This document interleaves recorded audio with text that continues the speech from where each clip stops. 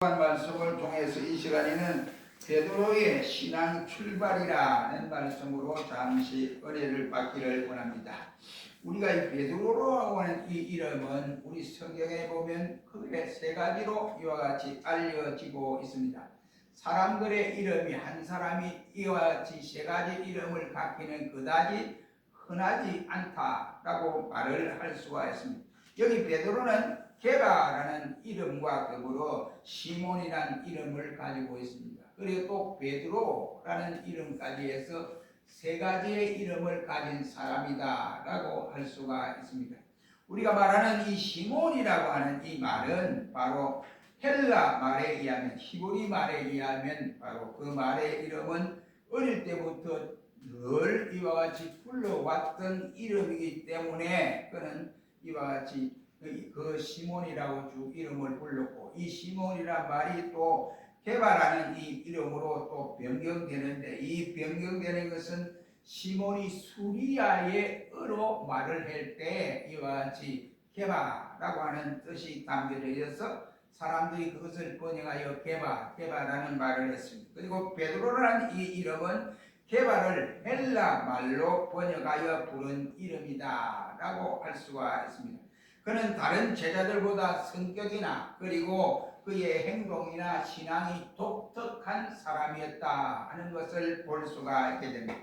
처음에는 동생 안드레에 의해서 예수님을 만난 본적이 있습니다. 그때 예수님을 만났을 땐 그게 크게 변화하여서 확실히 변화받은 이러한 현상은 아니었다고 할 수 있습니다. 그런데 그의 신앙의 출발은 이 갈릴리 해변을 이와 같이 기준으로 해서 출발이 시작되었다라고 할 수 있습니다. 오늘 본도가 본 말씀에도 보면 갈릴리 바다를 일러서 디베랴 바다 혹은 게네사렛 호수라는 말로 이와 같이 하고 있습니다. 갈릴리 바다라는 말은 갈릴리 도내에 있기 때문에 그 도내에 있는 이와 같은 이 한마디로 바다가 아니고 강물이 모여서 있는 것입니다. 그래서 파도도 치고 이러니까 바다라 이렇게 말을 하고 있습니다. 그러나 물은 전혀 짜지 않은 민물로 이와 같이 되어져 있습니다. 헐몬산에서 내렸던 그 눈이 녹아서 그곳에 가득 차여짐으로써 이것을 일러서 갈릴리 바다, 파도를 치니까 갈릴리 바다라고 이렇게 이름을 불렀습니다. 또 디베랴 바다라고 하는 이름이 있습니다. 이 디베랴라는 바다는 로마식의 이름으로서 땄는데 이와 같이 디베랴 황제에 의해서 그 서해 안에 한 도시를 건설하면서 그 도시의 이름이 디베랴라고 하는 도시였습니다. 그래서 그 황제의 이름과 도시의 이름을 따서 디베랴 바다라고 이렇게 부르기도 하겠습니다. 그러면서 게네사렛도 호수라는 말이 있습니다. 이 게네사렛 호수라는 이 말은 비파처럼 생긴 호수로서 원래는 기뎃레못이라고 하는 이와 같은 말로 있다가 이것이 저들이 이제 해방이 되고 다시 억압된 이와 같은 포로에서 돌아와서 있으면서 점점 바뀌어진 것이 게네사렛 호수라고 이렇게 불려지게 된 것입니다. 그래서 바다의 길이는 약 20km 정도 되어지고 이와 같이 넓이는 13km 정도가 되어집니다. 그래서 우리가 눈으로 외눈으로 볼 때는 아주 넓은 것으로 이와 같이 보여지는 경우들도 있습니다. 그래서 그 수면은 지령의 수면보다도 200~800타나 낮은 지역이 있기 때문에 항상 이와 같이 그 물이 그곳에 보였다가 이와 같이 사해바다로 내려가는, 그리고 요단강을 지나서 사해바다로 내려가는 이러한 상황에 있었습니다. 그곳에는 37종류의 고기들이 살고 있다라고 말을 하고 있습니다. 오늘 우리는 베드로가 이 해변, 갈릴리 해변을 중심으로 해서 신앙생활을 바로 시작한 장소가 바로 갈릴리 바다라고 말을 할 수 있습니다. 우리가 이 베드로를 통해서 이 시간에 그가 신앙생활을 똑바로 하게 된 그러한 사건을 통하여 우리가 바라봄으로써 우리 역시도 베드로와 같은 이와 같은 믿음을 간직했으면 좋겠다라는 의미에서 오늘 본문을 통하여 선택을 하고 이 시간에 깨닫기를 원합니다. 먼저 1절로 3절 말씀에 보면 그는 찾아오신 예수님을 영접한 모습을 볼 수가 있습니다. 베드로는 지금 디베리아 바다에서 고기를 밤새도록 잡았습니다. 그러니까 한 마리도 잡지를 못했습니다.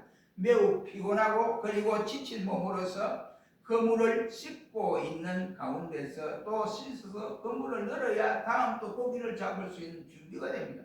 그래서 그물을 씻고 늘고 있는 그런 상황에서 예수님께서 그곳에 오셔서 야, 배 좀 내놔라 하고 예수님이 베드로의 배 위에 올라 앉아서 설교를 하게 되는 것입니다.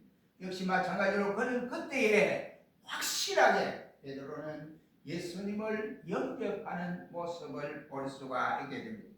우리 역시도 신년 초부터 구원의 축복을 가지고 오신 주님을 우리가 바로 마음속에 이와 같이 영접함으로써 주님과 더불어 시작하는 이 26년이 되었으면 하는 것입니다. 예수님께서는 자기를 영접하는 자에게 주시려고 늘 하늘의 보배를 가지고 다니신다라고 말을 할 수가 있습니다. 예수님이 내 마음과 내 가정에 영접하는 그 시간에 나와 하나님 사이에서 가로막혔던 죄악의 담이 완전히 장벽이 무너짐과 동시에 악령이 쫓겨나고 곧 주님의 영이 내 심령을 주장하사 주님의 사랑으로 온전하여 걸어갈 수 있게 만들어 주십니다. 우리는 그 좋은 예로 삭개오를 들 수 있습니다. 키가 작으니까 예수님이 자기 고향에 온다 이 소식을 듣고 이제 사람들이 너무 많이 모였으니까 예수님을 볼 수 없으니까 뽕나무에 올라가 이래 쳐다보고 있습니다. 아, 저분이 예수님이신가 보다 이러는데 예수님이 그 밑에 와서 삭개오야 내려오너라. 내가 오늘 너희 집에 내가 거하여야겠다 라고 말씀을 하시고 삭개오 얼마나 고맙고 감사하니 예수님을 모시고 자기 집에 들어갔습니다. 그래서 그때 들어가서 예수님이 삭개오에게 하는 말이 오늘 내가 내 집에 이와야겠다. 너도 바로 아브라함의 자손이다 라고 선포를 했던 일들이 있습니다. 또 죽어가는 딸로 인해서 통곡을 하는 야이로를 보고 말하기를 그 가족들과 더불어 주님을 영접함으로 야이로를 살려주고 야이로의 그 딸을 살려주고 주님이 그 안에 기쁨과 감사로 충만하게 했던 것을 볼 수가 있습니다. 그리고 오벳 에돔은 자기가 하나님의 법궤를 오래도 이와 같이 둔 것이 아니라 딱 3개월간 하나님의 법궤를 안치하게 되었습니다. 그런데 엄청난 축복의 역사를 받음으로써 오벳 에돔의 가정에 역시도 주님의 만사, 주님의 역사가 이와 같이 복스럽게 나타났던 것을 볼 수가 있게 됩니다. 우리가 믿는다고 하는 것은 다른 말로 표현을 하면 예수님을 영접하는 것이다 라고 말을 할 수가 있습니다. 그렇다면 저와 여러분들이 예수 그리스도를 나의 속죄주로 확실히 영접하는 신자가 되어져야 된다. 이런 말. 예수님은 늘 비유의 말씀으로 말하기를 교회 속에도 가라지가 있다 라고 말씀을 하시면서 그 말은 그들의 속에 진정 그 마음속에 예수를 영접한 사람과 그저 자기 인기주의로 그냥 교회에 왔다 갔다 하는 사람들이 있다고 하는 사실을 우리에게 알려주고 있습니다. 우리의 심령 속에 확실히 주님이 계십니까? 내 심령 속에 주님이 자정하고 계시는가 이 확신을 가지고 우리가 순간순간 살아가야 한다는 말이 되겠습니다. 그러므로 이제 우리 모두가 주님을 모시고 영생의 길로 이 출발하는 출발선에서 지체하지 아니하고 늘 주님과 함께 동행하는 역사를 이루어가는 큰 역사가 이 한 해에도 이루어지기를 주의 이름으로 축원합니다. 두 번째로 이 베드로는 4절과 7절 말씀에서 보면 주님의 명령에 절대로 복종했다 하는 것이 4절로 7절에서 말씀하고 있습니다. 예수님 너희 오셔가지고 자기 건물을 짓고 이제 하룻밤에 이와지 거기 한 마리로 잡지 못해서 이집 맥진에 있는데 배 좀 빌려달라고. 그래서 배 안에 또 올라 앉으더니만은 그래서 이제 설교를 하시고 나서 베드로에게 말합니다. 시몬아 깊은 데로 가서 건물을 내리라. 그래서 느닷없이 그런 거예요. 빛이 치고 이와 같이 고나여 있는데 아이고 오늘도 그 수고를 했으니 어떻게 하면 좋으냐 이러면 이 어부들은 이것을 확실하게 느낍니다. 제가 마산에 가보니까 김영삼 전 대통령 아버지가 막 가면 헛방을 쳐요. 멸치를 잡는데 멸치를 한 마리도 잡지 못하고 헛방을 칩니다. 그래서 제가 가던 그때에 바로 11월 달입니다. 이 예배를 드리고 시작하여 그날 밤에 갔는데 3년 만에 하루 저녁에 1억을 끓여드립니다. 1억을 멸치를 잡아요. 멸치도 제일 좋은 멸치 빛깔 나는 그 멸치를 잡았는데 딱 저녁에 저라고 그래요. 목사님 오늘 저녁에 1억을 잡았습니다. 이게 3년 만입니다. 우리가 말로 듣기는 3년 만에도 그분은 얼마나 기쁘고 즐거움이 보내. 그 어부들이 그래요. 고기를 잡으러 갔다가 허탕을 치고 돌아오면 완전히 맥이 쭉 빠집니다. 베드로 역시 그런 상황입니다. 그래서 예수님이 그때 야 가서 깊은 데로 가서 그물을 내리라 했고 다른 우리 공간복음에 보면 오른쪽에 그물을 내리라 했습니다. 그때 베드로는 아이고 뭐지 우리 밤새도록 고생했는데 내가 이 갈릴리 바다에서 태어나지 않습니까? 갈릴리 바다 신대기는 당신보다 내가 더 잘합니다. 이거 헛쓰고 이 고기는 또 나의 잘 안 잡혀요. 광에 잡히지. 이런 말을 할 수도 있습니다. 그런데 베드로는 예수님 말씀하시는 대로 내가 그렇게 하겠습니다 하고 그대로 실행했더니 어떤 결과를 가져왔습니다. 도저히 잡힐 수 없는데 아침에 가서 딱 그물을 내리라. 근데 내렸더니 엄청나게 잡혔는데 그 물이 찢어질 정도로 많이 잡혔습니다. 그래서 그 고기 숫자가 우리 성경에 보면 153마리, 큰 고기만 그래요. 153마리고 나머지 짜챙이들은 다 이같이 바다로 돌려주고 이렇게 했더라. 그렇죠. 이것을 본 베드로가 아하, 이분의 말씀이 진정고 참된 말씀이다.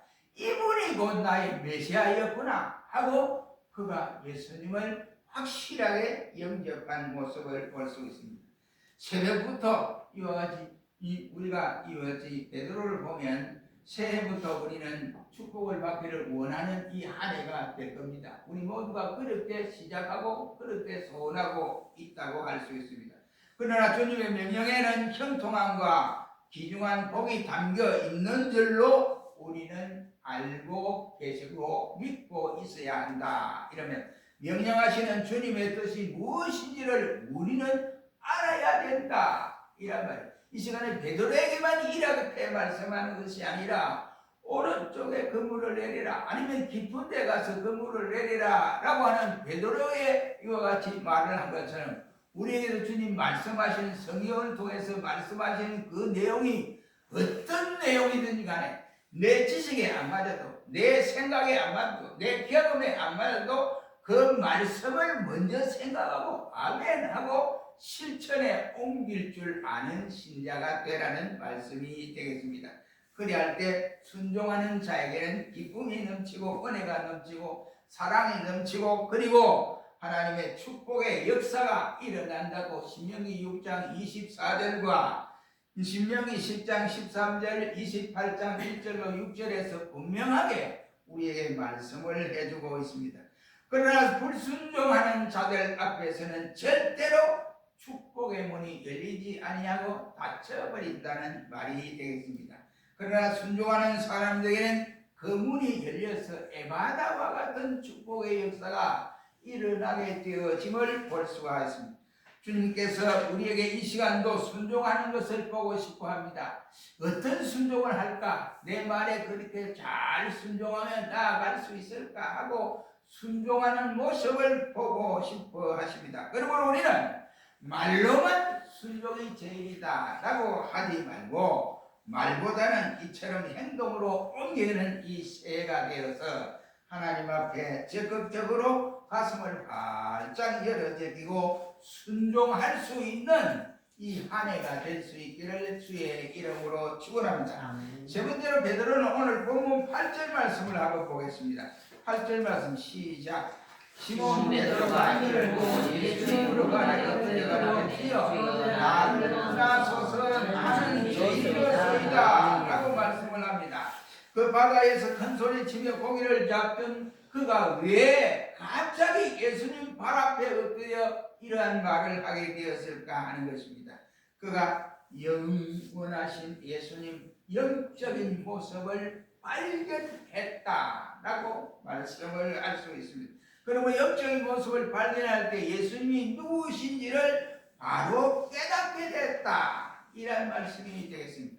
예수님이 누구신가, 이것을 우리도 깨달아야 됩니다. 예수님이 물질적인 축복만 주시기 위해서 우리에게 오신 것도 아니고, 예수님이 우리의 질고만 고쳐주시기 위해서 오신 것도 아니고, 그 물질을 통해서, 질고를 통해서, 환난을 통해서 낫게 함으로써 환난에서 건져줌으로 주님 자신이 너의 구원자다, 이것을 깨닫게 하시는 역사라고 할 수 있습니다. 조금 전까지만 해도 베드로는 고백하기를 선생님라고 말을 했습니다. 그러나 순종한 이후에 그는 이와 같이 많은 고기를 잡고 기적 같은 역사를 체험하고는 그때부터 예수님을 보는 눈이 달라졌습니다. 그래서 그 시대의 랍비가 아니라 메시아이심을 베드로는 깨닫게 되어졌다라는 사실입니다. 이러한 일은 도마에게도 있었습니다. 예수님 부활하고 나서 제자들이 모인 자리에 예수님도 너희 평안하냐? 그래서 그때 마침 도마가 없었습니다. 그러고 나서 예수님이 가시고 나서 일주일 만에 도마가 있는 자리에 왔습니다. 도마야, 너 잠을 들어란 말이에요. 예수님이 다른 제자에게 말하는, 도마야, 잘 있었느냐? 평안하냐? 그렇습니다. 도마야, 내 손에 못자국을 네가 만져보고 내 옆구리에 창자국을 만져봐라. 그러나 도마야, 보지 않고 만져보지 않고 하는 사람이 복되도다 라고 하면서 도마의 믿음을 책망한 사건이 있었습니다. 그때 도마는 그 말씀 앞에서 그는 부활하신 예수님을 확실히 믿게 되어졌습니다. 오직 그뿐이었으니까 사울을 볼 수 있습니다. 사울이 예수 믿는 자를 가두고 때리고 그 다음에 감옥에 가두고 이렇게 고난을 받은 그가 다메섹 도상에서 부활하신 예수님을 만남으로써 그는 이방인의 사도로 이와 같이 부름을 받았던 일이 있습니다. 우리가 예수 믿기 가장 어려운 직업이 무엇인 줄 압니까? 예수 믿기 가장 어려운 직업은 바로 철학자 그리고 과학자들이라고 말을 할 수 있습니다. 우리가 잘 아는 요한복음 2장에 보면 혼인잔치집에서 물로 포도주를 만드신 예수님의 사건이 나타납니다. 물 가지고 포도주를 만들었다. 이 과학으로서는 도저히 증명이 되지 않습니다. 아무리 좋은 훌륭한 과학자라도 그게 어떻게 가능하냐? 라고 말하거든요. 그 이유는 저들이 말하기를 과학의 기호가, 여기 과학적 기호가 물은 H2O입니다. 그리고 술은 바로 C2H4OH입니다. 그런데 C2H4OH가 어떻게 H2O와 결합하여 이와 같이 술이 될 수 있느냐? 과학적으로는 증명이 될 수가 없는 사건입니다. 또 요한복음 6장에 보면 오병이어로 이 5,000명을 먹이고 남는 부스러기가 12강렬이 됐다라고 했습니다. 이게 어떻게 과학적 방법으로 과학의 진량의 법칙으로는 계산이 될 수가 없습니다. 계산할 수가 없습니다. 그러나 믿음의 눈으로 보면 가능하다, 이런 말이 되겠습니다. 우리가 잘 아는 한동대 이대 총장이 있습니다. 그 이대 총장이 미국 나사에 한동대 오기 전에 미국 나사 우주항공국에 거기에 부이사로 있었습니다. 있으면서 그분이 처음에 예수 안 믿고 결혼하고 나서 예수 믿고 나서 변화를 받아서 장로가 되고, 장로가 되면서 나사 우주항공국에 우리 한인들이 많이 있습니다. 그래서 예수 믿는 한인들을 불러 모아놓고 신우회를 만들어서 그가 조직해서 신우회를 이끌고 이렇게 나갔습니다. 그가 예수 믿고 나서 가만히 생각하니까 답이 문제냐, 해란이 문제냐, 이것이 생각나더라는 거야. 창세기 1장을 읽으면서. 그래서 이게 도저히 과학적인 방법으로 해결이 안 되는 거예요. 그래서 김영길 총장입니다. 과학적인 거 해결이 안 돼. 그래서 믿음의 눈을 모르니까 하나님이 최초의 천지를 창조하시리라 했으니까 하나님이 달을 먼저 만들었다. 그러니까 계란이 나오지. 이 해명이 되더라는, 해석이 되더라는 겁니다. 이처럼 과학적인 방법으로 진리하고 원칙으로 아무리 이렇게 맞추고 저렇게 맞추고 안 됩니다. 그러나 천지 만물을 만드신 그분의 입에서 명령하면 안 될 일이 없다 이 말이에요. 그래서 물로 포도주를 만들고 오병이어의 역사가 일어나고 12강조리 구슬이가 남는 이러한 축복이 일어나게 된 것입니다. 옛사람이 거꾸러진 후에 신앙의 길에 바로 서서 전진할 수가 있습니다. 옛사람 그대로는 절대로 하나님 하시는 그 역사를 체험하고 우리가 느낄 수 없고 깨달을 수 없다, 이런 말입니다. 문제는 자기가 죽어야 합니다. 하나님 말씀 앞에 자기를 내려놓고 자기를 죽이지 아니하고는 하나님의 뜻을 발견할 수가 없고 예수님을 바라볼 수도 없습니다. 또한 베드로는 자신의 정체를 발견하기 시작했다라고 할 수 있습니다. 실내는 깨끗해 보이도 우리가 흰옷을 가지고 이와 같이 눈이 맞는 상황에서 딱 나눠서 보세요. 그러면 그 아무리 깨끗한 것 같아도 더러운 이와 같은 모습을 볼 수 있습니다. 고성은 전주가 있다고 할지라도 태양보다 밝을 수는 없습니다. 베드로는 주님 앞에서 자기를 바라보게 되어졌습니다. 그때 자신은 흉악한 죄인인 것으로 발견하고 주여 나를 떠나소서 나는 죄인이로소이다 라고 이렇게 고백할 수가 있었습니다. 이처럼 우리 역시도 똑같은 원리라고 생각합니다. 베드로의 고백처럼 우리가 예수님을 믿는 것은 왜 믿습니까? 나는 죄인이기 때문에 예수를 믿지 않으면 영원한 생명을 얻을 수 없다. 이것을 알기 때문에 그렇습니다. 믿지 않으면 멸망을 하고 믿으면 용서를 받고 구원을 얻어 영생을 얻기 때문에 그러한 것입니다. 여러분, 우리도 출발부터 나는 죄인이로소이다 라고 고백했던 베드로처럼 이러한 자세를 가져서 새 출발하는 아름다운 새해가 되기를 주의 이름으로 축원합니다. 그리할 때 사유의 은혜를 받은 자만의 가슴 속에서 느끼지 못하는 기쁨과 즐거움과 감사를 느끼게 되어 있습니다. 이러한 축복이 올 새해에도 차고 넘치기를 축원합니다.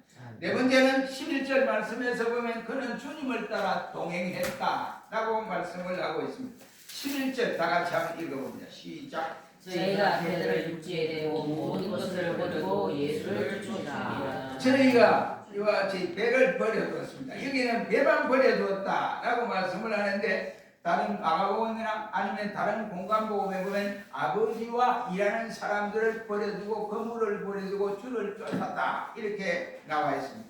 아버지와 그 일하는 사람들 그리고 거물, 배와 거물을 버려두고 쫓았다 이렇게 말씀합니다. 여기 말씀하는 이 말씀은 동행이라고 하는 것은 다른 말로 표현하면 바로 이와 같이 성별이다 라고 말을 할 수가 있습니다.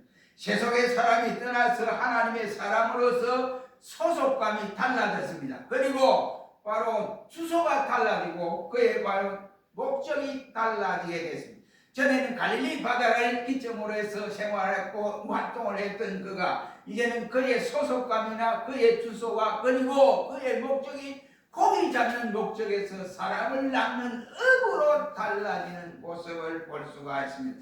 이것이 바로 성결이다.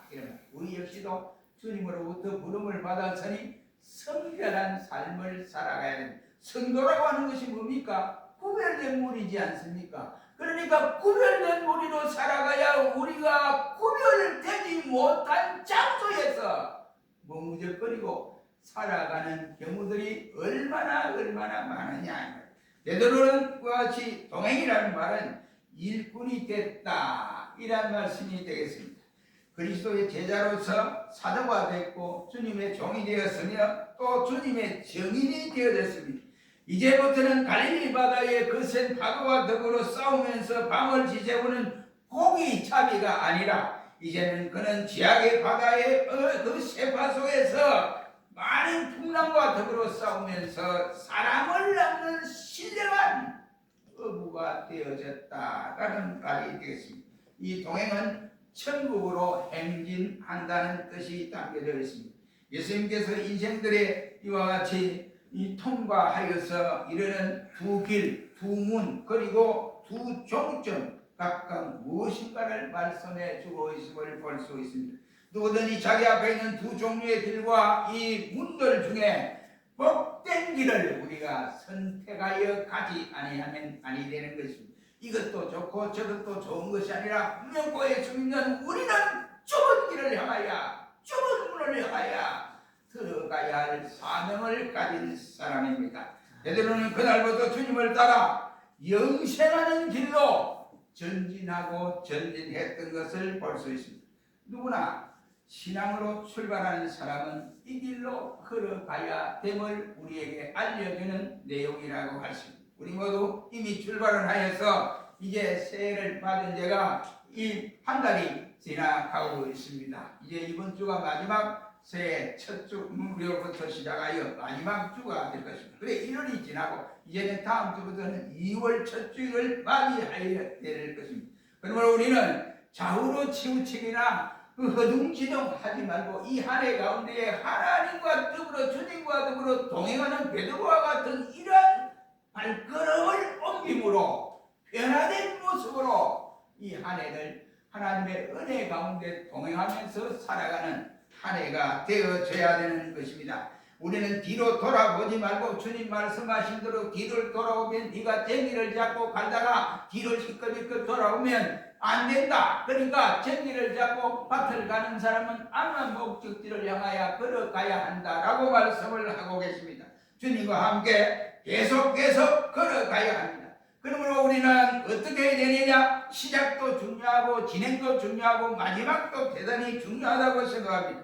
우리 이 시간 새벽부터 좋은 출발을 해서 우리가 베드로처럼 우리의 신앙생활의 활력과 좋은 출발을 한 것처럼 우리 역시도 늘 주님을 모시고 그리고 순종하면서 죄를 잡아보고 동행하는 이 역사를 이루어 감으로써 이 한 해 동안에도 주님과 함께하는 복된 한 해가 되어질 수 있기를 주의 이름으로 축원합니다. 기도하겠습니다.